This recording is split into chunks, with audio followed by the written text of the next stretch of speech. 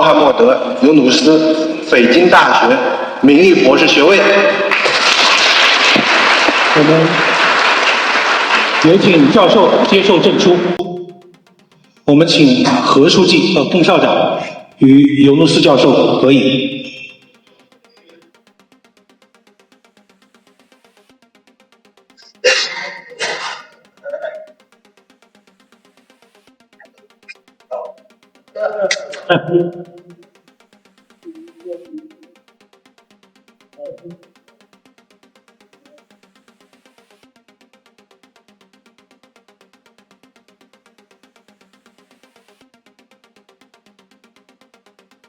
接下来，我们请学生代表为尤努斯教授献花。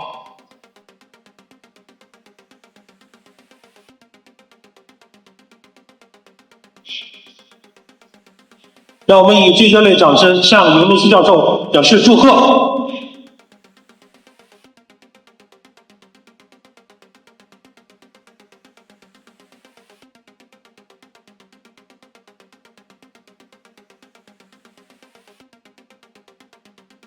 接下来，我们有请北京大学名誉博士穆罕默德·尤努斯教授发表演讲，大家掌声欢迎。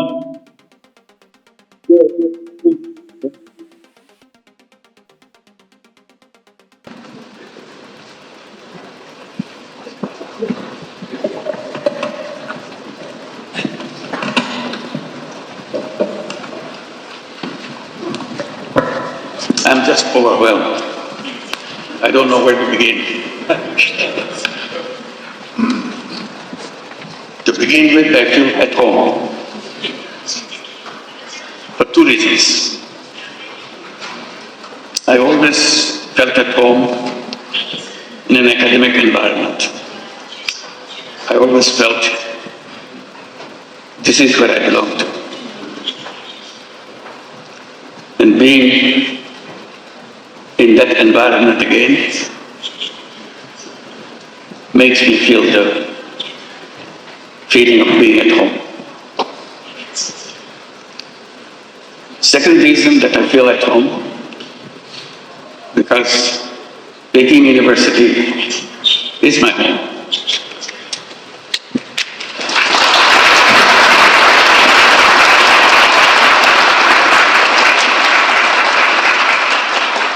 I'm part of you because you accepted me as an honorary professor.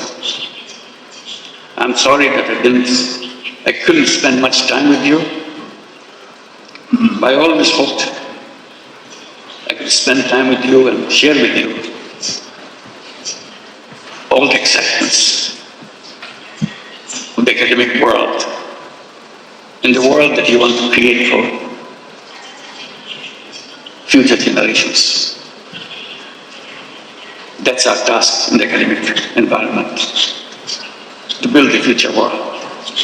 Not just learning about the current world, it's the next world that we want to prepare for. So that makes me feel completely at home. Your Excellency, Hu Guangchai, and Mr. Gong Chuan, esteemed deans and faculty members, distinguished dignitaries, officials and guests, and my dear students, ladies and gentlemen. It is with great humility and profound gratitude that I stand before you today in this prestigious institution, Peking University, the center of knowledge, wisdom, innovation, and excellence. To receive an honorary doctorate from such an esteemed university is a great honor for anybody. And I feel so humbled by your gesture for choosing me for this particular honor. This recognition once again reminds me of my commitment to work for realizing the dreams of the millions of youths who were the vanguards of the transformational changes in Bangladesh just last year. their vision to establish a new Bangladesh in place of the Bangladesh that we had until last year. A new Bangladesh which will be free from poverty, hunger, unemployment, and destitution. Ladies and gentlemen, and my young friends, to translate this vision into reality, we are embarked in a series of reforms to make governance transparent and democratic, to ensure economic policies which are inclusive, and to guarantee that every individual has equal opportunity to flourish. Our reform initiatives are at the top of our priority. Our goal is definite. Our work plan is exhaustive. For building a stronger and more resilient Bangladesh, we emphasize economic transformation through entrepreneurship, greater investment in education and technology, and a stronger international cooperation. Distinguished guests, I have a deep and personal attachment with Peking University. Back in October 2006, I had the opportunity to be appointed as the honorary professor. To me, today's conferment is more than a personal honor. I see this as a recognition, as an acknowledgement of the resilience and courage and determination of the people, especially millions of women and young entrepreneurs who continue to prove that no challenge is too big when they are given the right opportunities to develop and break the shackles of poverty and marginalization. Throughout my journey, from being an economist to founding Grameen Bank, from pioneer microfinance to advocating social business, my core belief has remained the same. People are not poor because of the lack of skill or ambition. They are poor because the economic system has never given them a fair chance. So poverty is not because of the something lacking in the person. It's not their fault. It's the fault of the system that we built for ourselves. That causes poverty. That causes all the problems for human beings by wrong thinking. And I blame myself for being part of that institution, academic institution, where we pass on this wrong knowledge to this next generation. So I plead guilty that we have not been able to change those ideas, wrong ideas, which make people suffer. So my struggle has always been to go back, to find out the faults in the system that we promote, we teach the young generation, so that we do not repeat the same thing for the next generation.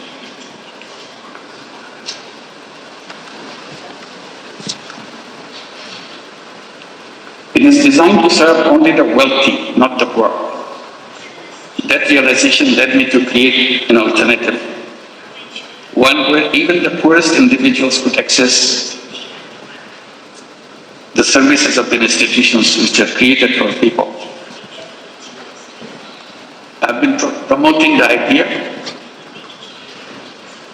to let the young people come to the universities, get good degrees from good institutions, and then go to the job market to become job seekers. I have been telling that this is a wrong idea. Human beings are not born to become job seekers. Job is a wrong idea. Human beings are creative beings.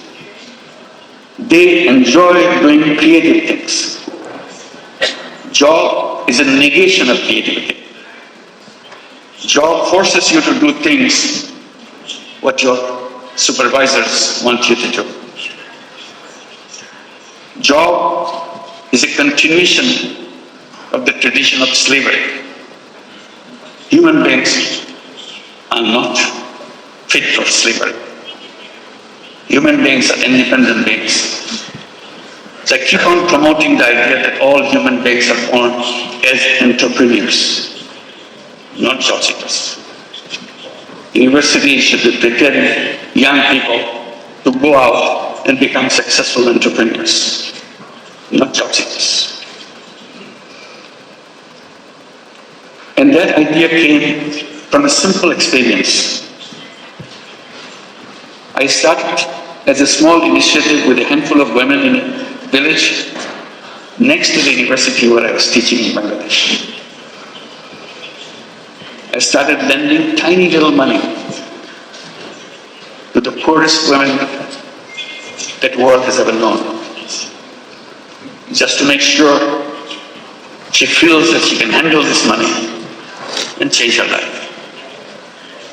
I had no idea that whether it would come true, but I was amazed how these illiterate poor women could use tiny little money, $10, $20 worth of money, and did a very successful way of paying back and change her income situation. And she continued to pursue that round after round and change her life. And it turned into millions of women all over Bangladesh, and with perfect record. That convinced me totally.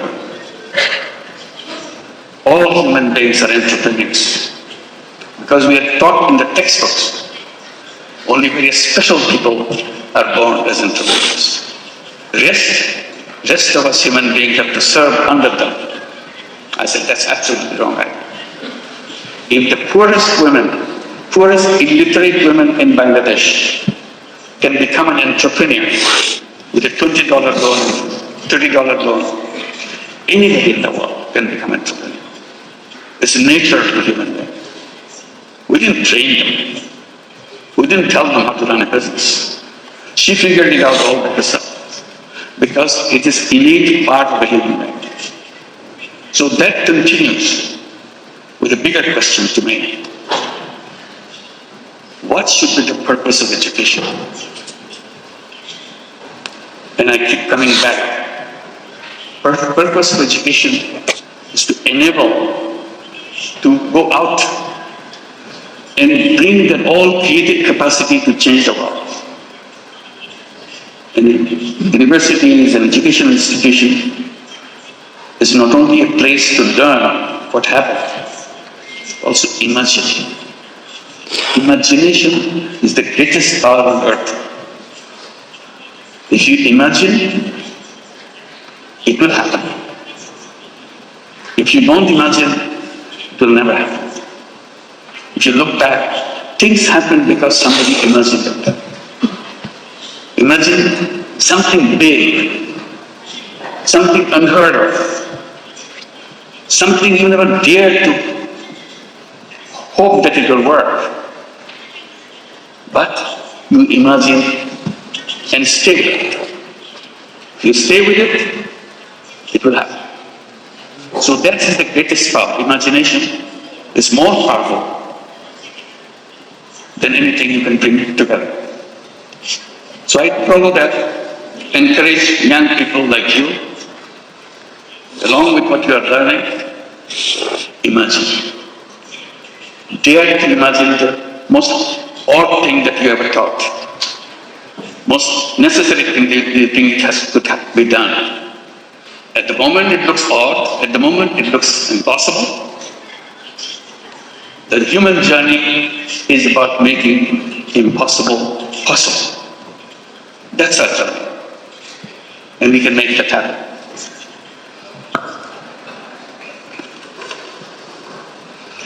Then I came to my other point. Why the way we do things followed by something that we are not sure of? This civilization that we are passing through Will it help us to overcome the problems that we face? Problem of environmental crisis, problems of extreme wealth concentration, problem of massive unemployment? My answer is always no. This civilization will continue to make it worse and worse. I even dare to say this is a self-destructive civilization. We have no scapegoat.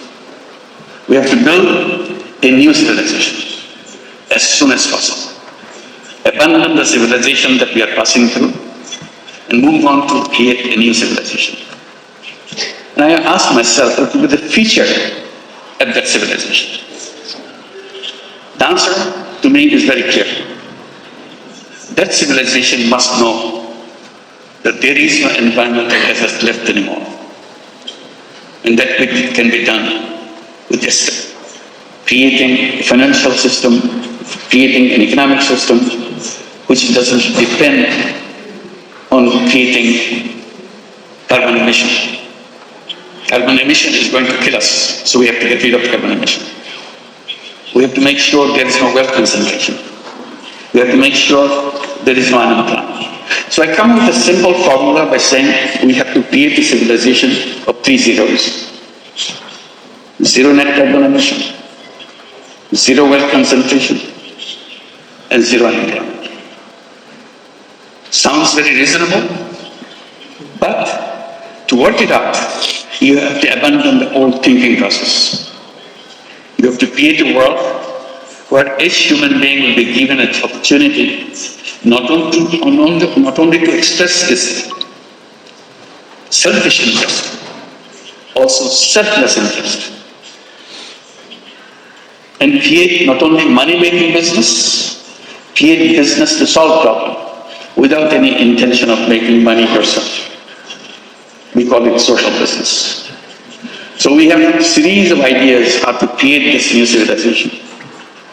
And now I pass it on to the young people between the age of 12 to 35 to create what we call 30 clubs.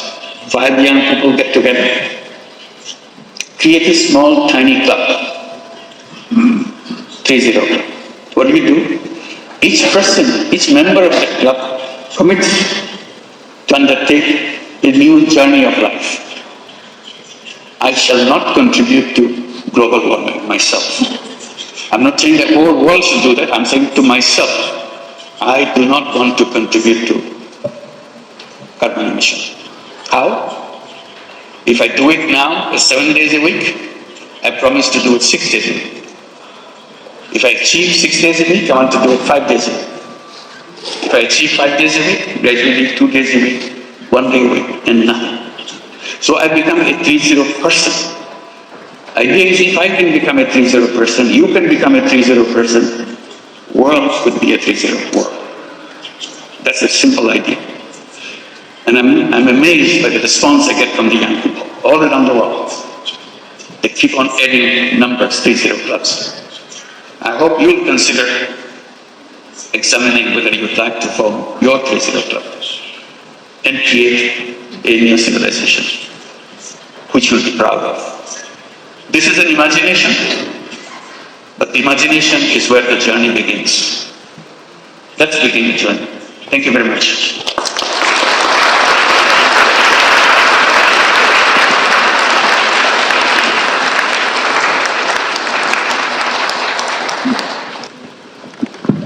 尤鲁斯教授你好，我叫刘方正，是一名来自国家发展研究院的博士生。我的问题是，您觉得如今的小额信贷模式如何能够在享受到金融科技发展和数字支付普及的红利的同时，避免过度商业化侵蚀其社会使命呢？谢谢。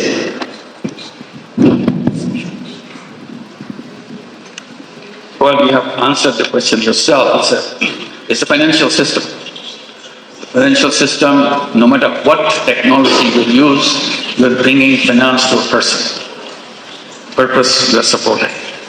All we are saying, it should be inclusive of the bottommost person. If you're using technology, you use the facility to bring financial services, don't forget the person at the very bottom. Give the same service. The problem is not the technology. Problem is, what is your purpose of doing that?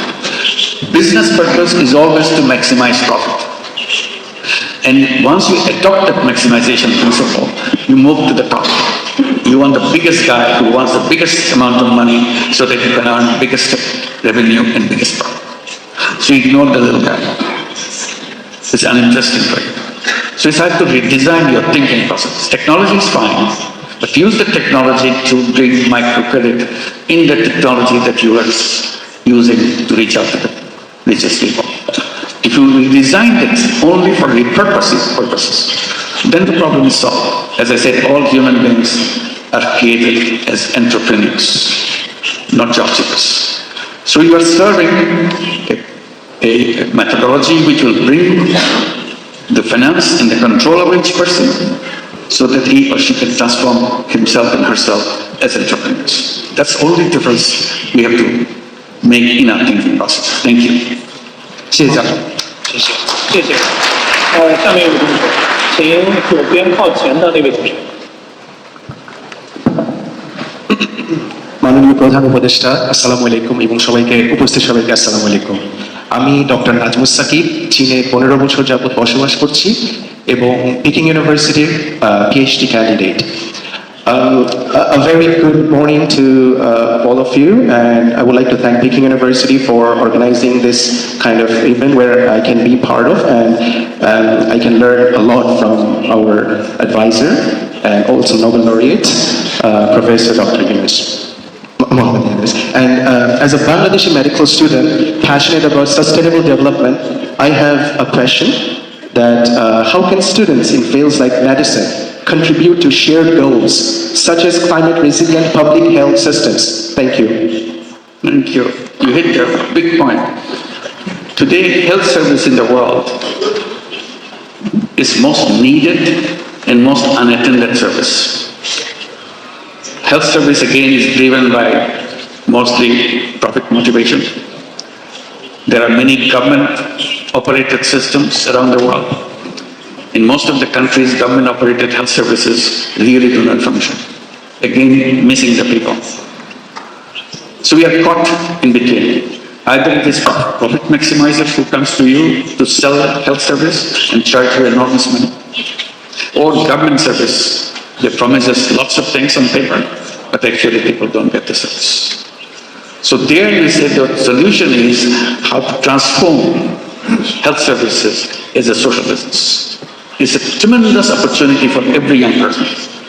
No matter what discipline you are learning now, if you can bring health service to people in a sustainable way, without any intention of making personal money, the whole transformation will take place.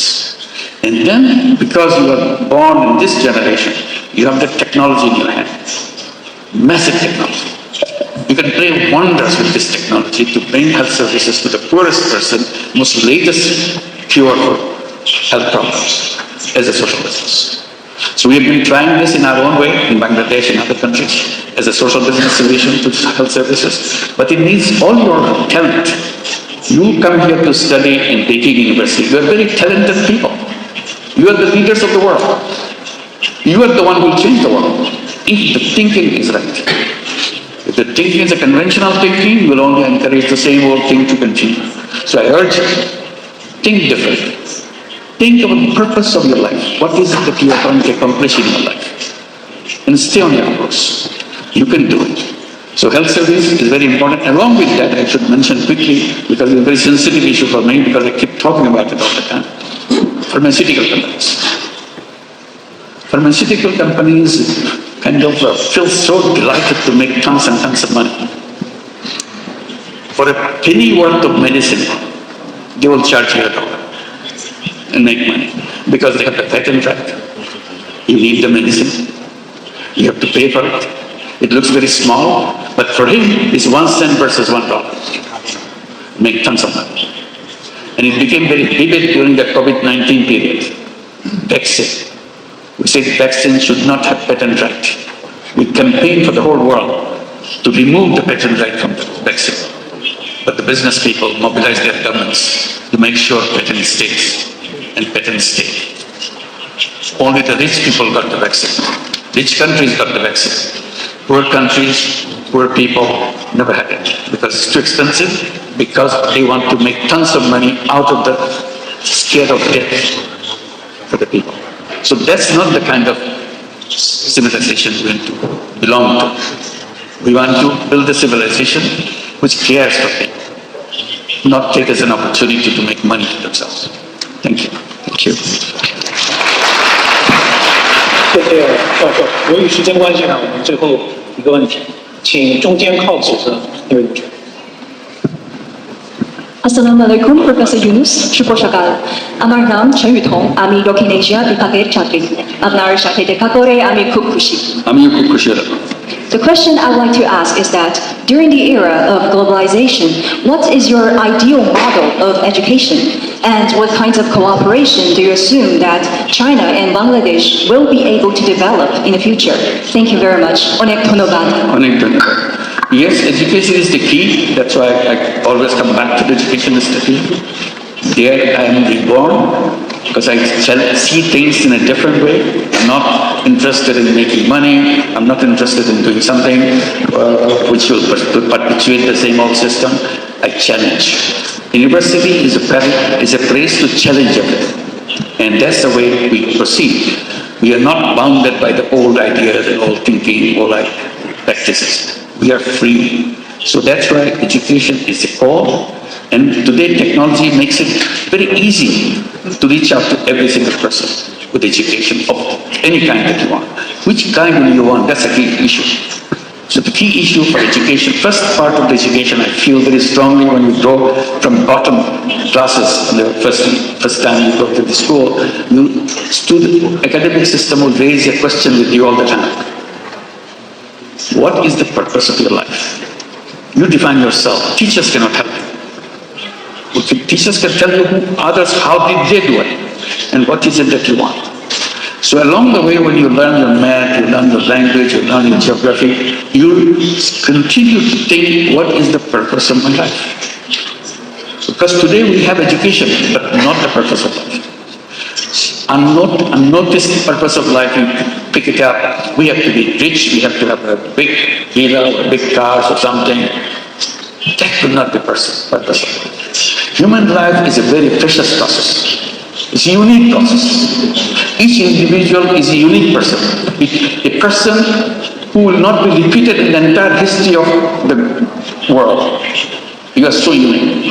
So that uniqueness of you must be expressed by uniqueness of your thinking. And what is your thinking about yourself? You have the power to change the world.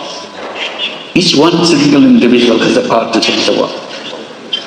Are you going to use that power? If you don't use it, it will be wasted away. It will never happen because you are a unique person. Not somebody else will be doing exactly the same thing that you are thinking about. So don't waste that time. That's the education system that we are looking for. Thank you.